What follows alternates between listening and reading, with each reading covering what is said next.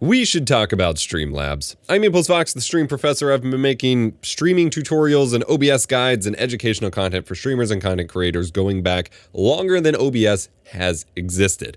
I have been trying to help educate the world, and with that, there's been plenty of conversations about Streamlabs the company and Streamlabs OBS, their fork of OBS Studio. I have always had major gripes with it. I've complained about it a lot. I have canceled the Streamlabs OBS Master Class that I promised you all years ago because I don't really want to support or promote them anymore.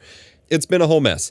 But recently, specifically today, the night I'm recording this, it has kind of exploded. And instead of taking my sweet time and risking this conversation dying off a little bit, I want to keep it going. I want to have this conversation. If you've been struggling to follow what was said on the Twitter conversations, a bunch of Twitter threads, all of that, I think we should have this conversation. I think it's finally time to talk about what's going on here. So I had a different video planned for today. Honestly, I was too busy playing Halo to deal with it anyway, so we're rolling with this, and I'm going to do as minimal editing as possible, so we're going straight with the OBS screen caps for everything.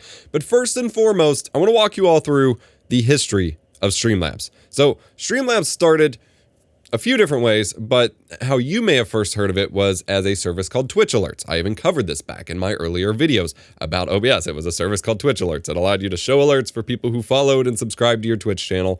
It was a pretty cool concept. They weren't the only ones doing this, but they immediately branded themselves as the service for Twitch specifically and had since evolved from there.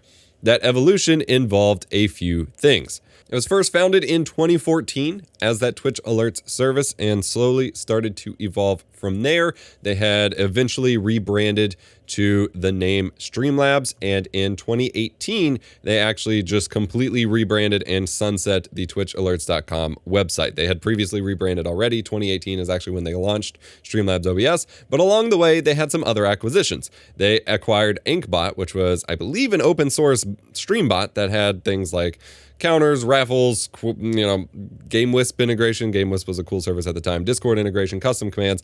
They acquired this tool, which a lot of people were using, shut down the original tool, and made it a part of the Streamlabs chatbot, completely cutting off people who relied on Inkbot to begin with. And this was a controversial thing at the time, and it just kind of kept evolving from there. In I don't know what year this was exactly, they acquired a service called Bitstream, which was for mobile streaming, and this is how they they shut down that service and turned it into their Streamlabs mobile application. And then in 2018, they launched Streamlabs OBS and caused a never-ending cycle of confusion, both for streamers and the OBS devs and everything like that, because Streamlabs OBS is a fork of OBS Studio. A fork in open source software terms means you take the existing code base that someone is producing and maintaining, and you send it in a different direction where you're developing your own program based on this core technology, but you're not contributing it back to the software because you're taking it in its own direction. So OBS, or Streamlabs OBS,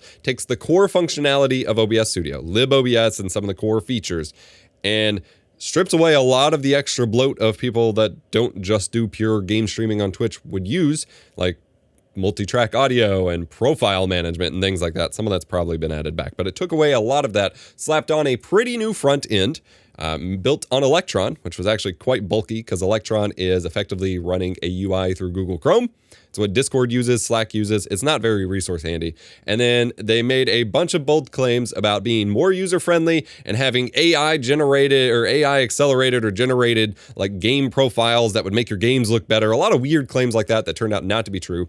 And it was supposed to be better to run, which is what suddenly a flock of newbie streamers ran to, the promise of it being easier to use because OBS was super confusing at the time and didn't have a lot of accessibility features, and the idea of it running smoother. The problem was it was only ever so slightly easy to use, and this competition did in fact encourage OBS devs to innovate and introduce things like the auto config wizard and plenty of other features that they're still integrating to this day. But it bred bad habits in terms of how you stream and how you end up using normal OBS once you graduate to standard OBS Studio. But it wasn't easier to run. In fact, it was more resource intensive because all of this extra gunk they keep piling it up with uses more resources. At no point was it lighter weight or faster than normal OBS Studio. The downsides of course, of it being a fork means that While it starts out super pretty, it had a bunch of cool features that OBS Studio didn't have, like the canvas thing when you drag your sources around, and snapping, and being able to view sources when they get outside of your canvas, and features. Eventually they added features like source record, which is now a dedicated plugin in OBS Studio, probably getting integrated later. But they added a bunch of features on top and made it look really nice and user-friendly at first. But as the years went on and OBS Studio developed more features, implemented things like the Run as Admin fix back in 2018, things like that, it becomes harder and harder for the fork to take those features developed upstream and integrate it into their software, and it lagged further and further behind while just hyper monetizing the hell out of it. Streamlabs went all in on the monetization in terms of themes. There was like a dedicated kind of plugin or feature store where you could buy the ability to use multiple profiles, lots of ridiculous stuff like that. And then they developed their own subscription service called Streamlabs Prime, which got you, well, I think first the subscriptions were for themes and for other things where you lose access to the visuals for your stream if you stop paying, which is dumb as hell, especially since you can literally copy paste the files out of the Streamlabs folder and still use them. But then they developed a subscription service for a website and things like that. And in fact, I made a video on that because while I didn't think it was the best service in the world, to easily get streamers up and running with their own website to represent themselves was kind of a win for some streamers who wanted to pay for that and not have to think about it too much. Like, it provides a good place, kind of like the link aggregators and things like that, and I wasn't necessarily against it. But things kept going from there. Now, the tweets you may have seen today are a culmination of how Streamlabs has always run, based on this core idea that I wanted to introduce you first, that Streamlabs is a fork of OBS Studio. The problem is they're still calling themselves Streamlabs OBS. They're still using the OBS name and trademark in their name, which the OBS developers were completely against. They basically begged them not to do that. And since then, as the OBS devs themselves have tweeted out, and we'll cover that in a minute, it has caused them nothing but frustration, as well as newbie streamers nothing but frustration, because they have effectively co-opted and hijacked an open source program and brand, developed their own hyper monetized program on top of it, and then went after the branding and marketing and advertising for that open source project, which runs purely on donations and contributions from other software and solutions in order to operate, because they're not a for-profit company. It's a volunteer community open source project, and just completely screwed the OBS devs over. It was a complete nightmare. I heard lots of stories from the OBS devs and team members over the years about how horrible it has been ever since that, what that exchange was like, and they're finally coming out and talking about it. But first, let's get to their most recent attempt at re-releasing a program, because over the years, and actually we'll flip to the Wikipedia page for this one, they have released additional services such as CrossClip, a video converter that is probably based on another open source program. They also had, I recently covered, they have a program that remuxes your video files and edits them together where it doesn't have to re-encode unless you change the frames, which is basically built on the back of AVI Demux, another open source program. They've got Oslo, a collaborative video editing tool, which I'm pretty sure I've seen the tool it's based off of. And then they have things like link in bio tools, things like that, where they acquire a bunch of other tools and integrate them into their paid version of their software. The most recent one that they have just announced, and in fact, I can pull up the announcement here. I did not have that pulled up ahead of time. They have announced Streamlabs Studio, which is what Streamlabs OBS should have been called, just to be clear. They announced Streamlabs Studio. What is this font? Which is basically the ability to stream from your Xbox to Streamlabs, add in overlays, alerts, webcams, things like that, and then stream that from Streamlabs to Twitch to add the additional graphics and stuff without needing a dedicated computer. The problem is, that service already existed. There was already an entire startup dedicated to this idea that had been integrated with Xbox ever since the Mixer days, called Lightstream. Lightstream was a wonderful service that I have talked about a few times on the channel. It was paid access, so it wasn't the most popular thing, but a paid service designed to do this exact same thing from the Xbox and PlayStation. You streamed to their cloud servers, add in your webcam and overlays and things like that, and it forwards it to Twitch. And it was a really cool innovation. And Streamlabs is apparently just completely ripping this off with Streamlabs Studio. Not only that, but they completely ripped off the branding page for it, the landing page, the download page for it. Not only the layout, the design, all of the core idea, but half or 90% of the marketing copy is completely plagiarized from the Lightstream page to the Streamlabs page. Not only that, the user reviews are the same. This is a pretty low-res image here. Let me see, open it a new tab. This is a pretty low-res image, and it's taken down now. Lightstream is literally one of the greatest things I've ever discovered. Thank you so much for making it so easy. Streamlabs Studio is literally one of the greatest things I've, oh my God. Love this platform. Love this platform. They literally ripped the user reviews and of course have completely made up these streamer names, completely plagiarized it. And so this was the final straw where a lot of companies and developers, representatives, whatever, have kind of talked about this behind the scenes. This was kind of the final straw where Lightstream had to at least try to make a meme out of it. So of course they had the typical, hey, can I copy your homework? Make it obvious you didn't copy. They didn't. To which Elgato responded, first time, I lost track. First time because Streamlabs called their mobile phone Streamlabs controller the Streamlabs Stream Deck, which is an entire product released by Elgato. This is multiple instances of Streamlabs not only taking the core concepts, the core ideas, because it's not illegal or even necessarily problematic to fork open source software, release it for your own, even sell it, as long as you adhere to the GPL licensing and blah, blah, blah. It is, however, not in the GPL licensing to steal and, violate their trademarks and their branding names. Like, that is not okay. That's not part of how open source licensing works. And the OBS team spoke out about this after, of course, the co-founder of Lightstream was super livid and was just like, yo, what the hell? They need to be ashamed. This is not acceptable. The OBS team spoke out and reminded everybody of the story that I had heard behind the scenes so many times, that whenever Streamlabs reached out about using the OBS name, they specifically asked them not to, and they did so anyway, and followed up by filing a trademark. They have tried to sort it out in private, and they have been uncooperative at every turn. The consequences of this, which I have seen on my own channel in the comment section so many times, users do not, and even companies, do not understand the difference between the two apps. Support volunteers are met with a flood of people that want support for Streamlabs OBS and get super mad, and people who even want a refund for Streamlabs services for something we're going to talk about in a moment, and the OBS devs cannot provide it because they're not associated with Streamlabs OBS. They're a group of volunteers trying to just support their own damn program. And even several companies that had not realized that the applications were separate. I've experienced the exact same thing in terms of trying to educate people on OBS Studio or having people come in my Discord asking for support, and instead they're talking about Streamlabs OBS instead of OBS, and it's a nightmare. Not only that, as Rich, one of the developers, points out, and they do a lot of other stuff, they have targeted ads for OBS Studio, that if you search for OBS Studio, you reach Streamlabs OBS first. I'm going to pull this up in Firefox because I don't think I have ad block installed here. If we just pull up Google, I know for sure it's in Bing, OBS Studio. Okay, I'm not getting ads. We'll go to Bing. I don't know why I'm not getting ads, but the ads that you get are for Streamlabs OBS, completely misdirecting people. Right there, Streamlabs OBS. People who recognize the name Streamlabs, who use them for alerts, are gonna be like, whoa, that's what I need, and download it, and be mostly just completely led astray here. Completely unacceptable behavior.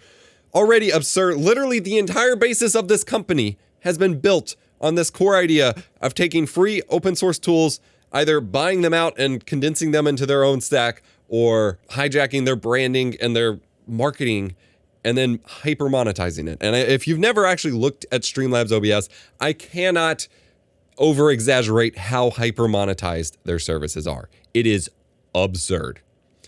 And of course, other stories come into play with that as well. If you remember, when Streamlabs first started introducing their subscription services, one of the subscriptions they introduced was when you made a tip or a donation to a streamer, it would sign you up for Streamlabs Plus or Streamlabs Prime Plus or whatever, and it was opt-out, not opt-in. And so you'd go and fill out your PayPal or whatever and send a tip to your favorite streamer and then be subscribed and have recurring charges come out of your account for a service you didn't even know existed, it barely told you about. And when people complained about it, even within the company, they said they weren't going to fix it because it made them like too much money. Literally stealing money and not fixing it because it made them so much money and they could get away with it. What? Moving on, we have some other testimonials about this wonderful service. First and foremost, this one I want to be kind of dismissive of, but I want to analyze what happened here. This person says that they were contacted, ironically, through the form on their website, telling them that they'd have more success signing them up for their Streamlabs Prime service. This was just a service they launched to provide websites to streamers. Like I said, I did make a video about this at the time because I thought it was better than nothing for streamers. But the irony here being that they contacted them through their own website to try to set this up. And then later on, had a similar instance with merch. And this is not uncommon among lazy or inexperienced PR reps reaching out on behalf of services, completely not doing any research on the creator and often ignoring the very facts right in front of them that would make that business opportunity completely contradictory. But it's just kind of more fuel on the fire of the kinds of things they do. Moving on beyond that, we got some chat from some people who worked at Streamlabs OBS, how multiple people who worked in the marketing team were completely fired and let go for speaking up against these unethical business practices that we have been talking about. Now, this actually makes a lot of sense to me because I was actually working with the Streamlabs people around the time that the Prime thing launched and all of that with a specific set of people who were completely fine to work with. And then out of nowhere, every contact that I had were just gone. Just gone. Suddenly they had new people who were contacting me like they were strangers, and everyone that I had talked to were just suddenly gone. Apparently, they basically got rid of the entire marketing team by the end of 2018. And apparently they just have a bad habit of firing or pushing out anyone who suggests anything else, including people complaining about people who don't do their jobs, someone who was being stubborn about making their TwitchCon booth wheelchair accessible. Absolutely insane. And then that, of course, is talking about the auto sub to Streamlabs Plus and all of that. And literally, remember when we were trying to tell them to restructure it? They just dodged the issues because they knew it would lose them a ton of money. Oh yeah, actually right here. Someone who worked for Streamlabs. It was the #1 support request ticket, was people getting falsely signed up for this service and wanting to unsubscribe.